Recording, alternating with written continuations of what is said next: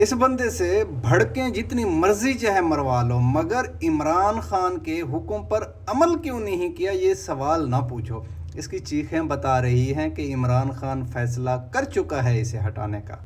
Minus Imran Khan उस वक्त होगा कि जब हम जिंदा नहीं होंगे। ये सुन लें इमरान खान के मुखालफिन और उनके साथ जो लोग मिले हुए हैं, चाहे हमारे अंदर के हैं या बाहर के हैं, ये सुन लें कि माइनस इमरान खान जब तक हम जिंदा हैं किसी का बाप भी माइनस इमरान खान नहीं कर सकता।